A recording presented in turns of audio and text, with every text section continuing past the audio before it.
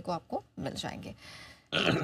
लेकिन आइए defence space पे फोकस करते हैं। हम तो सुबह से ही स्पेस पे फोकस कर रहे हैं और डिफेंस स्पेस में कितने सारे नाम है जिसको स्टॉक ऑफ द डे में अनिल जी ने चुना। सिटी साहब की तरफ से भी कई सारी रिकमेंडेशन आई थी।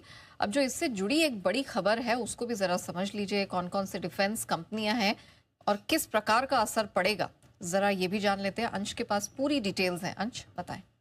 बिल्कुल, सबसे पहले शुरुआत हम मेन खबर से ही करते हैं। डिफेंस एक्विजिशन काउंसिल ने 1,05,000 करोड़ की डिफेंस खरीद को ग्रीन सिग्नल दे दिया है। तो टोटल 10 कैपिटल एक्विजिशन प्रपोजल्स को मंजूरी यहां पे मिल चुकी है।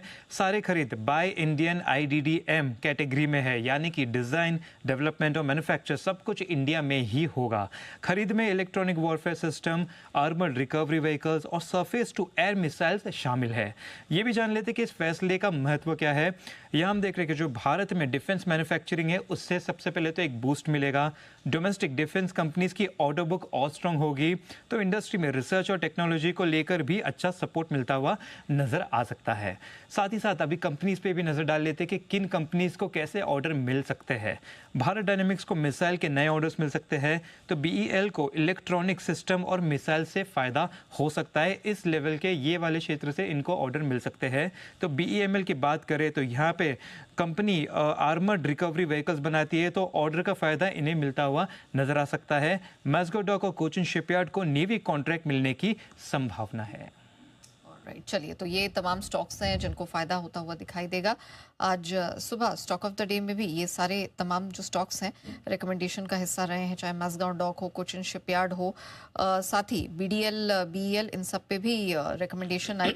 और कुछ इसी तरह की रिकमेंडेशन आज सेठी साहब की भी तरफ से थी और बेहतरीन प्रदर्शन हमने यहाँ पर भी आता हुआ देखा है। देखिए HAL में भी बहुत ही बेहतरीन स्ट्रेंथ दिखाई दे रही है। इसी बीच कुछ और स्टॉक्स जो परफॉर्म करते हुए दिखाई दे रहे हैं, इनमें से एक नौकरी देखिए बहुत अच्छी स्ट्रेंथ टॉप गेनर्स का हिस्सा है। इन्फो एज, बंसल जी एक बार आप इन्फो एज का चार्ट देख के बताएं क्या करना है। नेहा जी, बहुत बढ़िया टेक्निकल चार्ट है। एक स्टॉक में करेक्शन आई थी, उसके खत्म होने के संकेत हैं। तो जिनके पास है बने रहने की राय है। यहाँ पर 1550 के नियर टर्म टारगेट हैं और करेक्शन में अगर स्टॉक 1470 के अराउंड मिलता है तो वहाँ खरीदना चाहिए। 1450 का स्टॉप लॉस है। ओके।